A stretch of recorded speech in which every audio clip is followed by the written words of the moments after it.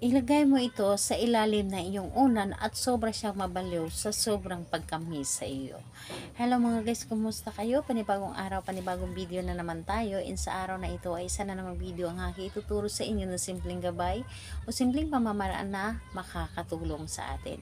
At bago ang lahat, gusto ko lang mag-disclaimer sa mga taong hindi naniniwala at hindi gusto ang mga kagaya nitong video. Please skip this video and maghanap kayo ng video sa gustong gusto nyo, dahil ang video na ito ay para lamang ito sa mga taong naniniwala and gusto mag-try. Sa lahat po ng mga nagko-comment dito sa aking video dito sa loob ng aking channel, mag-ingat sa lahat ng mga nagre-reply sa inyo na dinadala kayo sa kanilang WhatsApp in imo app upang makaiwas po tayo sa scam. Ngayon po, ituturo ko sa inyo paano siya mababaliw sa sobrang pagkamis sa inyo. Ito ay pwedeng gawin sa parehas ng kasarian, babae to babae and lalaki to lalaki, and syempre naman sa ating babae at lalaki na mag-partner. And ayun po, pwede ito sa magkalapit at magka-LDR.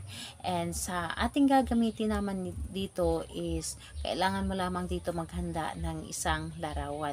So, larawan lamang ni target. So, pwede yung naka-print or yung ID size, basta ito ay kanyang mukha. And ayun po, larawan lamang, and kung ready na yung larawan niya, syempre, i-ready mo rin ang inyong sarili. Sa lagi kong sinasabi sa inyo na dapat ay buo ang inyong loob sa paggawa nito at paniniwala. And dahil po kapag ikaw po ay kulang sa paniniwala at nagdududa ka, sayang ang inyong effort sa paggawa nito dahil hindi ito gagana. Dahil sa paggawa natin ng ritual, kailangan natin dito ang iyong buong paniniwala at tiwala, dahil yun po ang isa sa mga kailangan natin sa paggawa ng ritual para ito ay mapapagana. So ngayon po ay kapag ready ka na, pwede mo na itong umpisahan.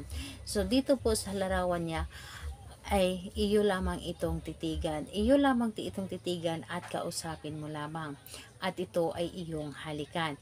So kausapin mo lamang ito, and ayun po, sambitin mo lamang ang kanyang pangalan at kausapin mo siya na para bang siya yung kausap mo ng personal. Halimbawa, yung pangalan niya at apelyido, at sabihin mo na sobra-sobra mo akong mamimiss. Ako lamang ang laging nilalaman ng iyong puso at isipan. Ako lamang ang gusto mong makita. Ako lamang ang gusto mong makasama. Ako lamang ang gusto mong makausap.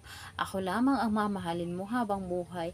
Mamahalin mo ako ng higit pa sa iyong sarili. Mamahalin mo na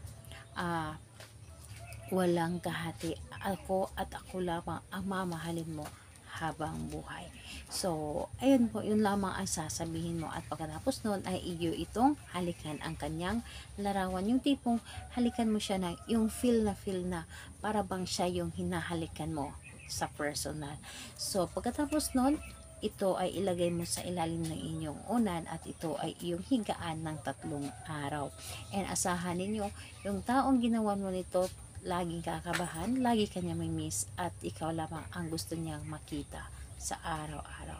So, ayan po, salamat po sa inyo. Bye bye everyone. God bless us all.